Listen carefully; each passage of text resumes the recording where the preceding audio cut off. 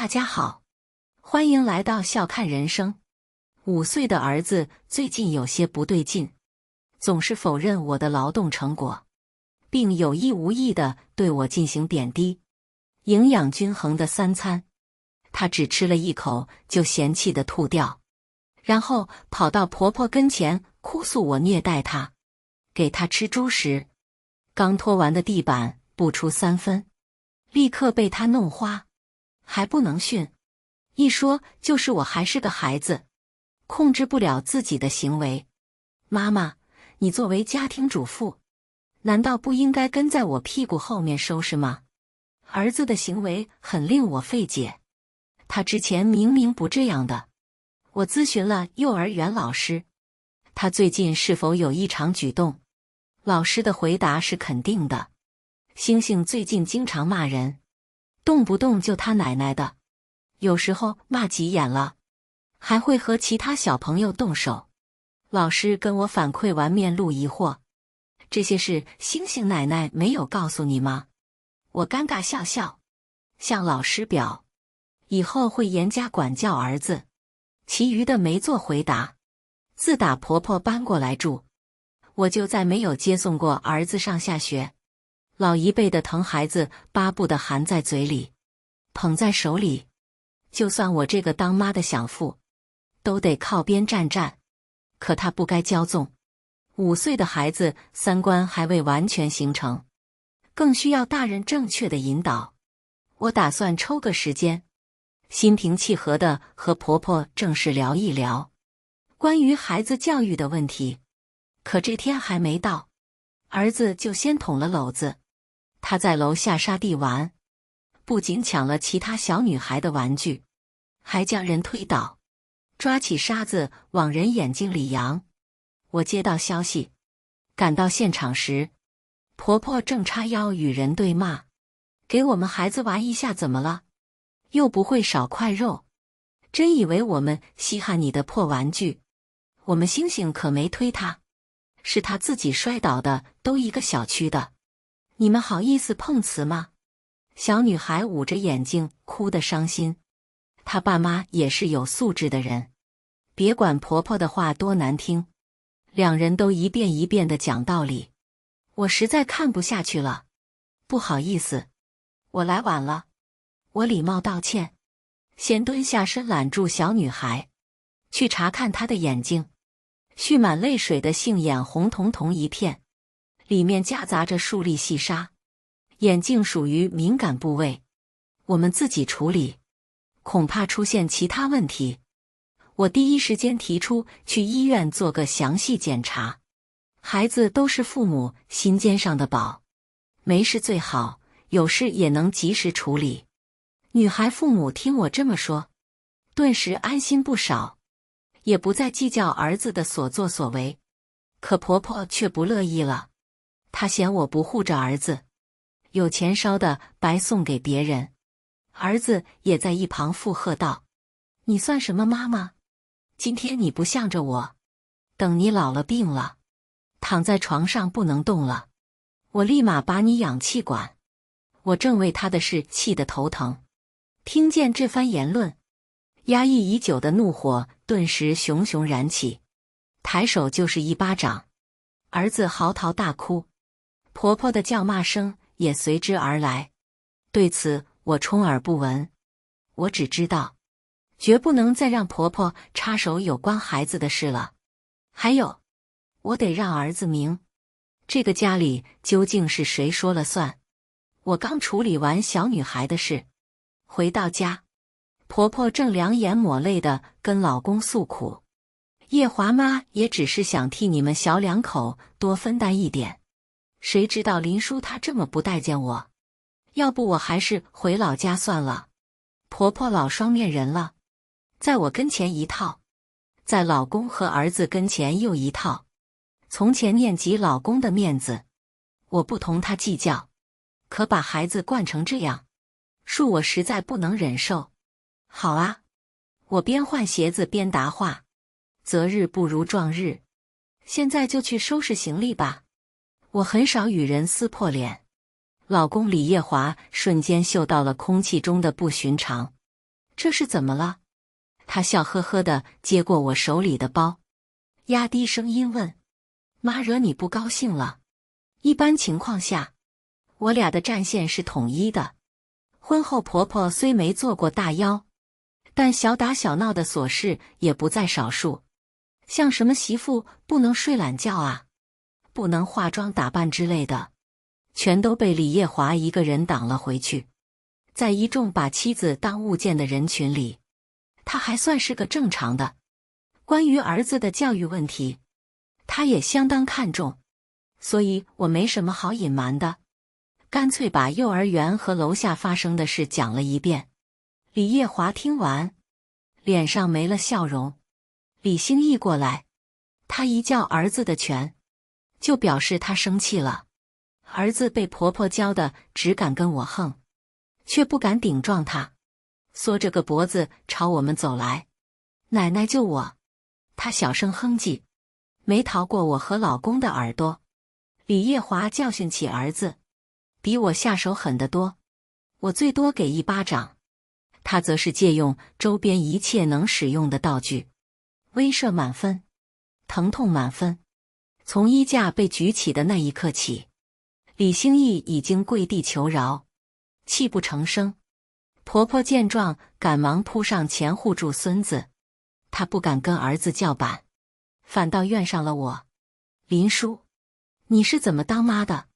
家长教育孩子无可厚非，但也该一个唱红脸，一个唱白脸。真把孩子打坏了怎么办？你负得起责任吗？李叶华不赞成道：把他教育，才是对他负责任的体现。我们管教孩子，妈，你就不要插手了。没能得到满意的结果，婆婆继续拱火。现在都不流行以前那种打压式教育了，孩子还小，以爱为重，以夸为重。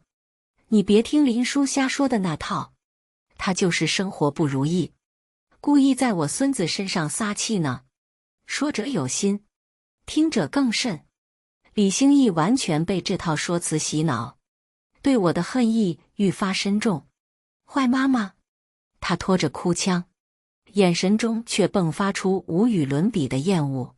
活着不如意，你怎么不去死呢？李叶华和我都当场惊呆了。我在事业上升期选择回归家庭，生下他，抚养他，且不说有多大的功德，但也不至于落得如此不堪。李兴义一句话便否认了我所有的付出，熬过的日日夜夜，疯狂掉落的头发，日渐消瘦的身形，我现在只觉得不值。见我情绪不佳，李叶华先拉着我回了卧室。老婆醒醒，他说的是气话，你别往心里去，等会儿我教训他。我牵强地扯起嘴角，淡淡道：没事，一个三观还未完全定性的孩子，我又能怪他什么呢？但凡孩子出现了问题的家庭，家长必然病得更重。我们需要检讨，需要溯源问题的根本。让妈回老家吧。听到这话，李叶华一愣：你认真的？他试探性询问。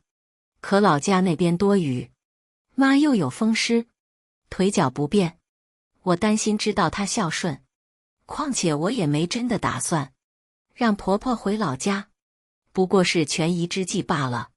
星星的教育问题不能再让妈插手了，如果她能管好自己，留下也不是不可以。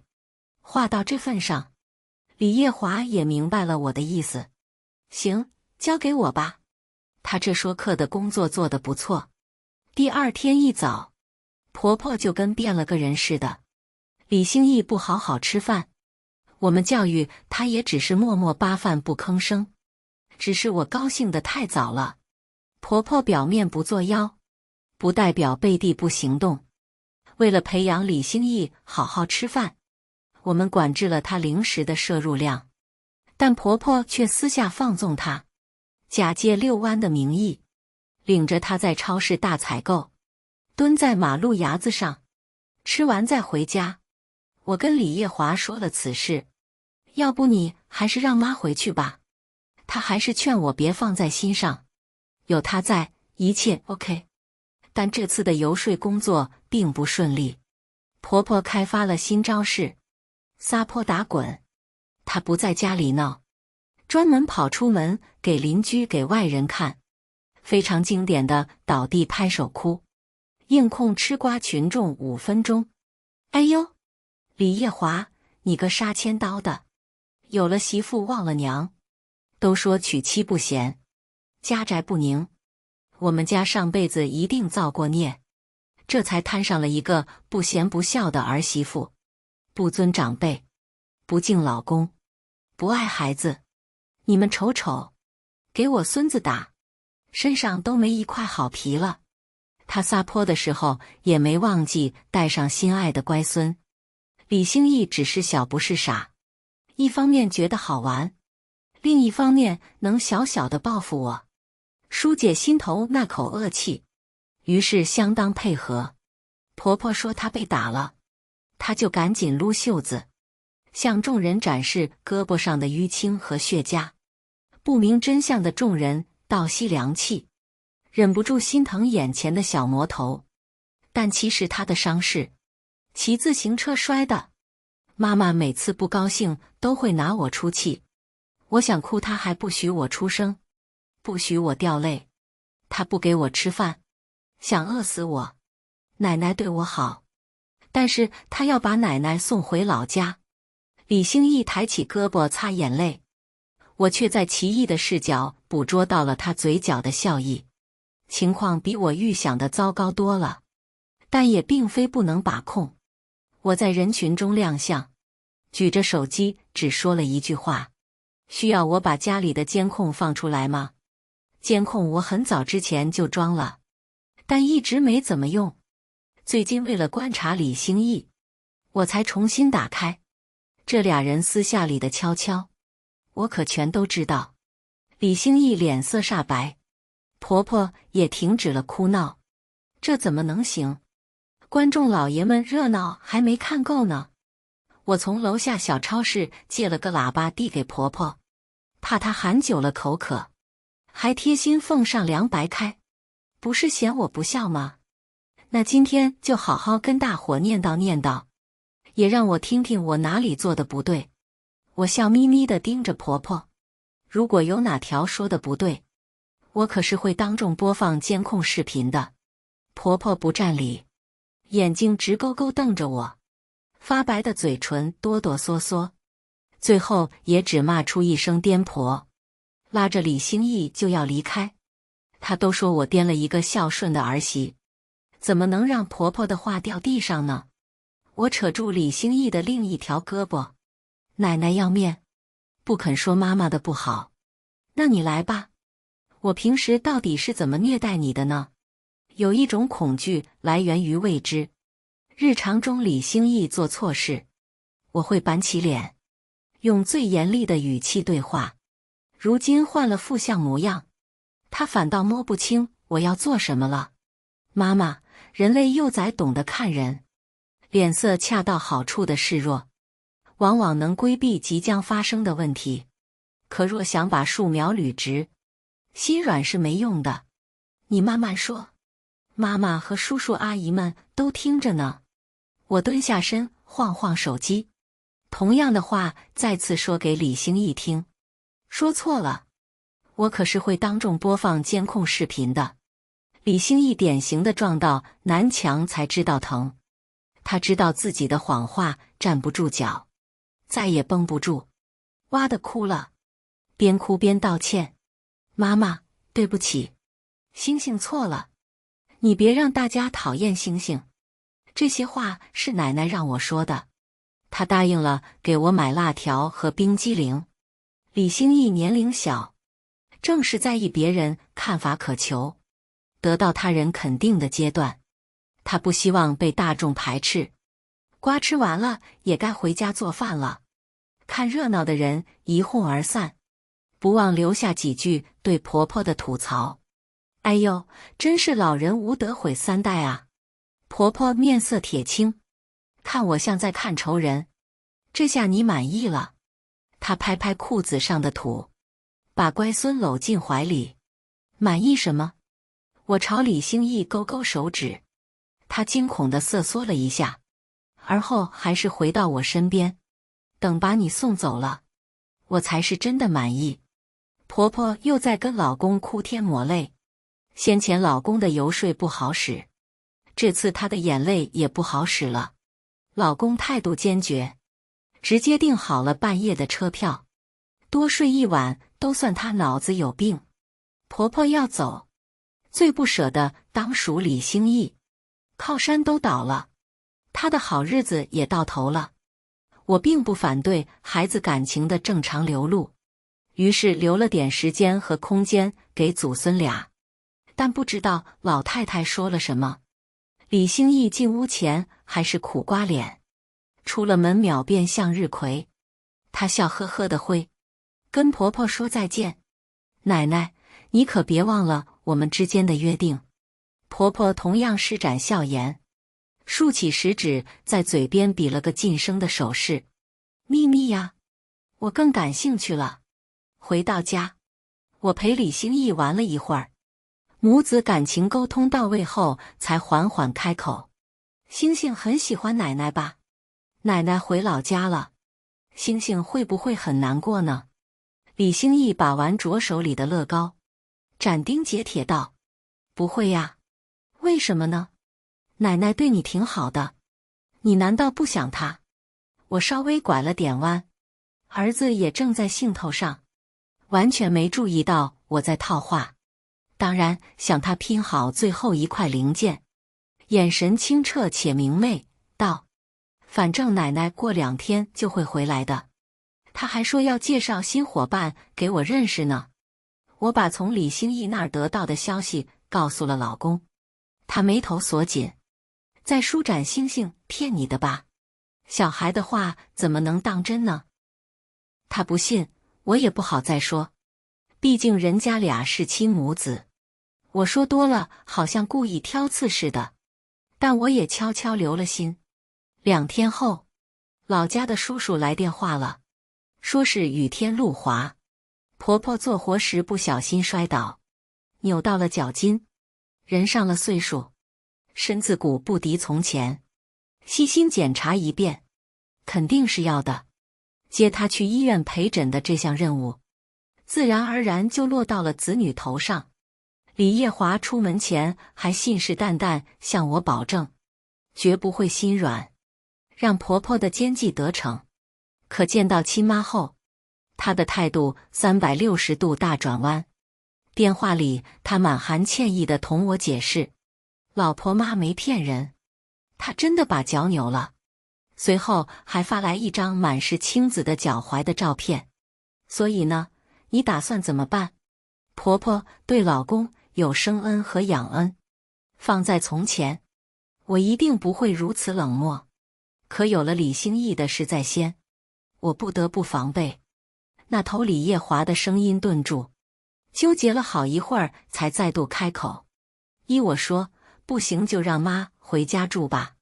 我向你保证，只要她伤好，我立刻给人送回老家去。类似的话，你出门前刚说过一遍，结果呢？你信守承诺了吗？我打定主意，无论李叶华如何求情，都坚守最后一道防线，防止曾经的事故再发生。李叶华、聂如、林叔，她是我亲妈，你这样让我很难做。以后我还怎么在亲戚和乡亲面前抬得起头？男人好面子，我理解，可李叶华的情况和普通男人有所不同。我俩领证结婚，家庭地位本就是不对等的。早年间公公去世，曾留下了一屁股的赌债，要不是我家出资，李叶华和婆婆早被追债的打死了。对此，我爸妈只提出了一点要求：李叶华必须对我好，无条件支持我的所有决定。当年兴高采烈收钱的时候，他不觉得丢人，现在倒在乎起面子了。我无语的想挂电话，但念在多年的情分，我给了她2个选择，要么让婆婆去住酒店，要么在医院附近给她租一间房。李叶华不满林叔，我妈不过是个没有见识的农村妇女，不小心做错了事，你至于这么记仇吗？男人呐，膀子上长2根毛，就觉得自己会飞了。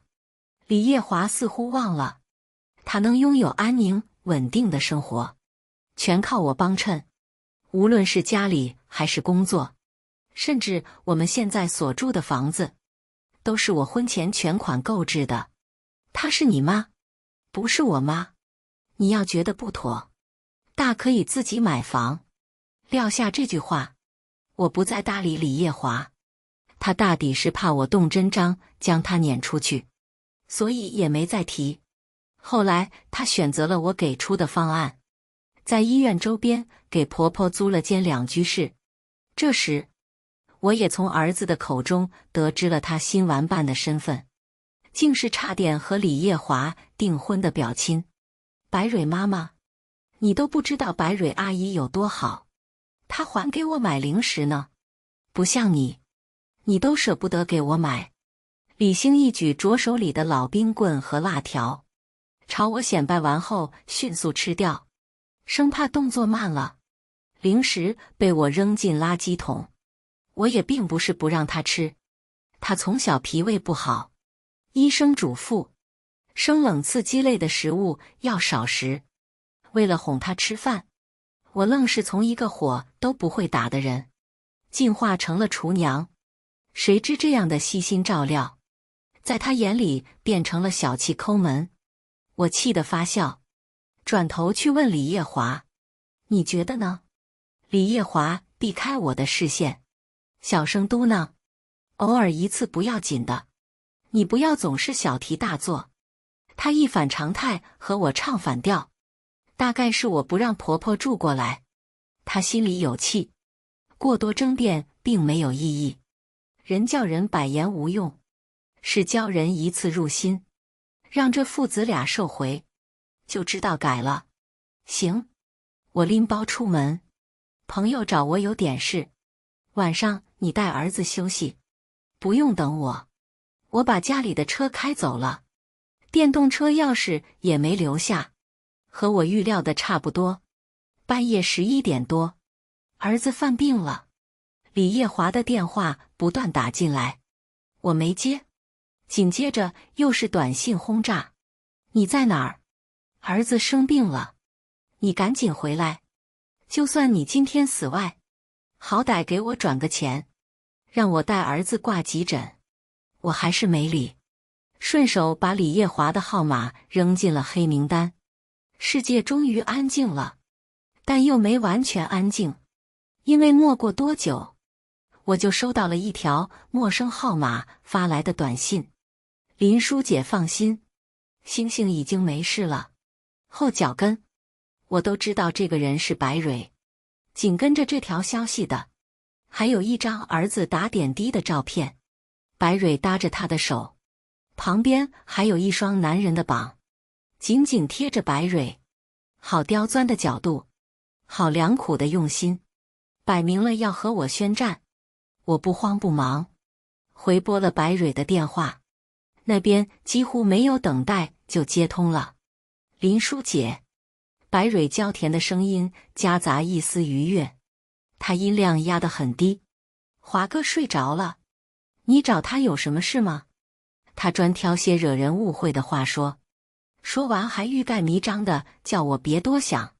不过他找错人了，感情这方面我钝感十足，婚姻无非是找个适合过日子的，一起走完这辈子，和买车差不多，看见心仪的车，肯定要第一时间拿下来。至于后续车会不会出问题，那谁也说不准。最惨的情况不外乎丧命，但既然提早发现了问题，我完全可以避免事故发生。我淡笑一声，瞧你说的，有你照顾星星和李叶华，我比请护工还放心。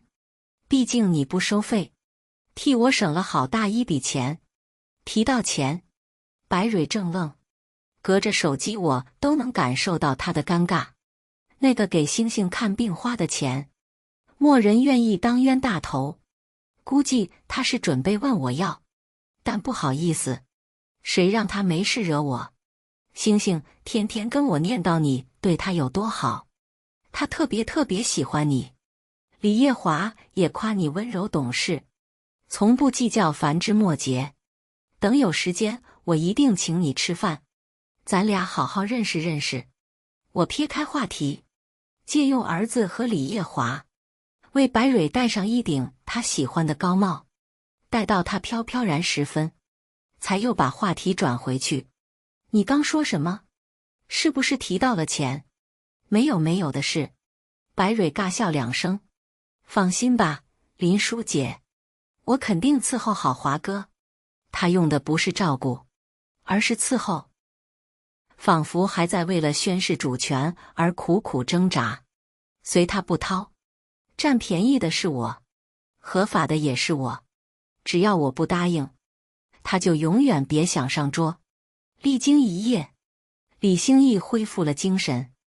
他非但没从这次的事里尝教训，还对我产生了更大的意见。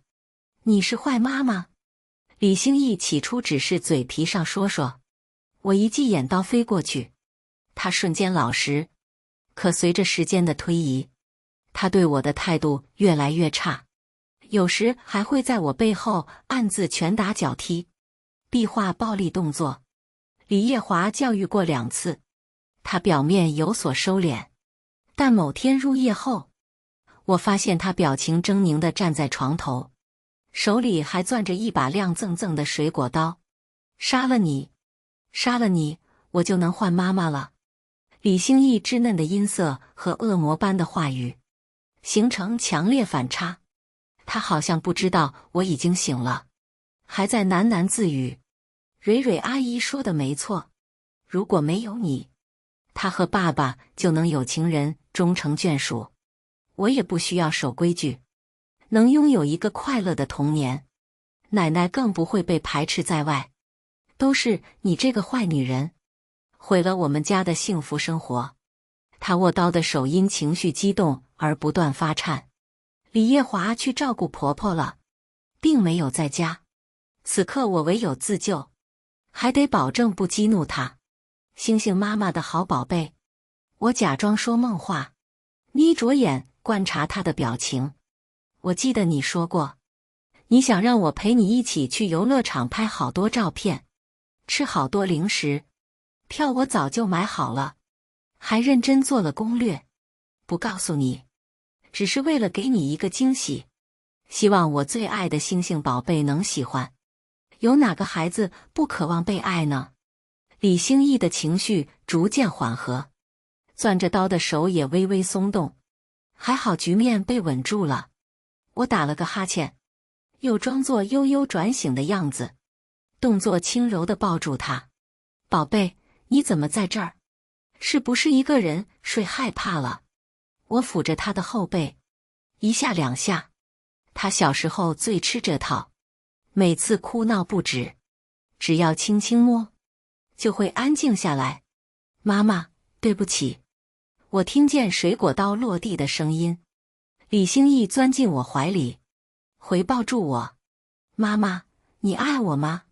他仰起脸，得到我的肯定回答，整个人放松不少。可他们都说你是自私鬼，是为了满足变态的操控欲，所以才生下我。李兴义的小声嘟没逃过我的耳朵。他提到的他们想必有婆婆白蕊，至于是否李叶华还有待进一步考证。说实话，他给我的感觉很矛盾，一边顾家尊重我，一边又隐隐透出不服气。尤其是最近他频繁地唱反调和不归家，让我嗅到了一丝不寻常。我安抚好李兴义，趁着他迷迷糊糊快睡着，轻声问：奶奶和你都很喜欢白蕊阿姨，那爸爸呢？李兴义没有任何防备，爸爸应该也喜欢吧。他还问我想不想蕊蕊阿姨做我妈妈呢。我浑身汗毛竖起，心里萌生出一种不好的猜测：李兴义的过激行为，会不会是李叶华教唆的呢？抱着怀疑的心态，我主动提出要去探视婆婆。李叶华表现得很吃惊：“妈，已经好得差不多了，你不去也一样的。”他含糊地拒绝：“不一样，我作为儿媳，外人都出面照顾了，我还能闲着不去？”他知道我指的是白蕊，下意识便维护上了。他也不算外人，虽然隔得远，但好歹是亲戚。还有你能不能别对他敌意那么大？我俩真没什么。我冷眼看他，我说什么了吗？需要你这么急着解释？我这不是怕你误会吗？李叶华打个哈哈，想跳过这个话题。不就是去探病吗？等我明天下班，咱俩带上星星一起，何必再等一天呢？晚饭过后，我借着遛弯的机会，直接杀到了婆婆的出租房。开门的是白蕊，看见我她一脸慌乱：“林叔姐，你怎么来了？”婆婆听到我的声音，急忙从客厅一瘸一拐地挪过来，老母鸡护崽似的把白蕊护在身后，同时小声交代她进屋收拾，别劳烦外人了，我替妈收拾吧。婆婆处于受伤状态，还是有点怵我的，我硬要进，她不敢拦，白蕊就更别提了，她巴不得我立刻进去，亲眼瞧一瞧她和李叶华恩爱的证据。除了婆婆的日用品，这间出租屋还有数不尽的情侣用具：牙杯、牙刷、毛巾、拖鞋。哦，客卧床头还挂了情侣写真，夜景的估计最近刚拍好。我走在最前，白蕊搀扶着婆婆，速度堪比蜗牛。她想惹毛我，好尚未完成大业，我只能说算盘打错了。白蕊美丽却有些愚蠢。我掏出手机，对着屋内的景象咔咔一顿拍，拍完之后潇洒离去。第二天便正式向李叶华提出离婚。我的诉求很简单，他净身出户，孩子归我，生了得养，这是责任，无关李兴义的性格和品质。净身出户，李叶华的生活相当于跌到了零。他工作是靠我找的，月薪也不高，刚好够他自己花销离开。我没房没车，说句不好听的，可能饭都吃不饱。一个安逸享乐惯了的渣子，怎么可能接要啥没啥的日子？他跪下来抱着我腿，试图解释，一切都是假的，都是白蕊一厢情愿，是他勾引我，我不过一时糊涂才犯了错。见我不为所动，他继续道：“真要论起对错，难道你就什么责任都没有吗？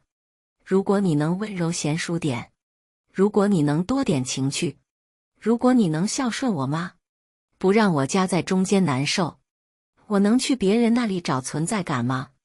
你从来都看不起我，不尊重我，把我当你的一条狗规训，可我是个人呐。”李叶华越说越激动，好似受了天大的委屈。可既得利益者有什么好喊冤的？债我替你还了，好日子你也过上了，现在来跟我谈人权，谈不公平，怎么出轨你很有理吗？李叶华被我噎住半晌，嘴里吐出一句：“求你再给我一次机会吧，我肯定把一切处置妥当。”我抱着看戏的心态，以为他要处置白蕊，却不想给自己留下了后患。李叶华打算使用非法手段，迫使我继续这段婚姻。在我毫无防备的情况下，他联合李兴义将我骗到偏僻的烂尾楼，这里光线昏暗，勉强能看出是尖钢成型的储藏室。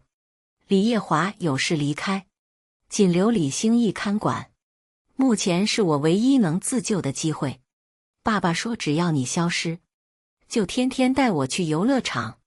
李兴义蹲在离我不远的地方，我看着儿子这张和李业华十分相似的脸，后悔不已。忽略什么都不该忽略基因的重要性。都说儿子很难共情母亲，这一刻我信了。我不该抱有改变李兴义的想法。有的孩子是从根上烂掉的。我不确定周围是否还有其他危险因素，只能尝试从李兴义那里套话，却没想到李业华提前给儿子做了思想工作。别白费力气了，他回我爸爸说了，你跟我说的每一句话都是在利用我。儿子露出凶恶且厌恶的表情，他自认为全世界真心待他好的只有李业华。我笑了，他如果真心待你好，就不会让你失去妈妈，也不会冒险让你做违法的事情。听到违法2个字，李兴义的表情僵在脸上。当今世道未成年犯罪率很高，所以自他记事开始，我便想尽一切方式将普法融入生活。我管不了别人家的孩子，但至少别让自家孩子给社会增加负担。违法犯罪的后，你还记得吗？我轻声询问。李兴义木讷点头，轻则口头教育，然后拘留罚款，严重的还有可能付出生命的代价。说得很好，我口头表示鼓励。你爸爸和白蕊阿姨的，从法律层面出发，叫做婚内出轨，本身就是违法行为。你帮助2人在一起，这叫助纣为虐从犯。但这都不是最严重的，绑架他人并意图杀害你，觉得警察叔叔会怎么制裁你？李兴义被我说得动容，但更多的是害怕。虽然他只有5岁，虽然他不够判刑的年龄，但人类的恐惧往往源自于未知。李兴义忘记了手里的小石块，蹲在那模样有点傻。我没放弃，继续攻心。父母离异，最惨的是孩子。我和你爸爸一起生活了很多年，他能为了其他人丢掉我？未来难保不会抛弃你，他们会有属于自己的孩子，而你会成为第2个灰姑娘。像是受不了现实的冲击，李兴义站起，冲着我大吼大叫：你胡说！爸爸最爱我，就算没有爸爸，奶奶也会对我好的。天真的傻孩子，奶奶对你好，本质是因为你是她儿子的儿子。假若没了这层关系，你还能得到她的宠爱吗？李兴义不信我的话，径直跑走去找他爸对峙了。我也因此争取到了短暂的自由。语音拨通了报警电话，获救后，警方在现场提取到了李业华和李兴义的指纹，第一时间将人逮捕。李业华因绑架罪获刑，我也依法走完所有流畅顺利离婚。李兴义年龄小，不够判的，教育了一番之后，被警方送回家中。妈妈，我能不能跟你走？他老实多了，眼眶里还挂着泪花。我正在打包行李，钱婆婆撒泼打滚，非说这房子有她儿子的份。我懒得跟她斗法，所以决定将房子卖掉。不等我回复，钱婆婆直接将李兴义拽到跟前。孩子是我们老李家的根，你休想带走，正合我意。一节腐朽的小树苗，谁爱要谁要。可李兴义对这个结果并不满意，他只是小，并不是傻。跟着奶，除了有爱，房子车子票子全没有。他现在不求我爱他了，也肯乖乖听训导，只要我不抛下他。妈妈带我走吧。李兴义哭出声，拉着我的衣袖不肯松，最后还是被钱婆婆强硬地掰开，让他走，咱们跟着你，白蕊阿姨照样有好日子过。她把目光投向一旁的白蕊，白蕊摸了一下鼻尖，讪讪道：“那啥，我妈让我今天回老家。”钱婆婆彻底傻眼了。你不是说你忘不了我儿子，是死也要跟他在一起吗？她拿出之前搓磨我的架势，想到得绑架白蕊，奈何甘愿当三的，本身就没什么道德。白蕊也不装了，直接道明自己的私心。老太婆，你想什么美事呢？要不是看你儿子混得人模人样，我着急给肚子里的孩子找爹，真以为我愿意来呢？他说话专往人心窝子上捅。当初我俩为啥分手？你心里没点逼数吗？又穷又怂，他但凡有本事，就算是亲哥，我也给他生孩子，压根不是血缘的事。攻击完钱婆婆，白蕊又把矛头转向李兴义。你也是个傻子，真以为我喜欢你呢？我巴不得你多吃点乱七八糟的，早点死掉，好给我的孩子腾位置。算盘尽数打空，钱婆婆悔恨不已。她厚着脸皮求我别走，就算要走，也看在之前的情分带上。她和李兴义儿子都不能尽孝，我这个前儿媳瞎张罗什么？我回给她一记好自为之的眼神，跟着搬家公司踏出玄关。钱婆婆在我身后不死心地喊：“那你至少给星星留点抚养费吧。”抚养费当然要给，但我都是依据最低标准，转为日用品和粮食给的。总之死不了就行。事后我还去看了李叶华，亲口告诉他眼中美好爱情的真实模样。李叶华涕泪横流，隔着窗深情地描绘我的脸部轮廓。林叔，等我一段时间，我们重新开始好不好？我真的知道错了。他这样子倒有几分最初相识的模样，可我清楚他不是知道错了，他只是前路坍塌，也丢了退路，除了依附，再也没有更好的选择。我也隔着玻璃附上自己的手，轻轻告诉他：滚！好不容易甩掉的人生污点，我怎么可能再沾上？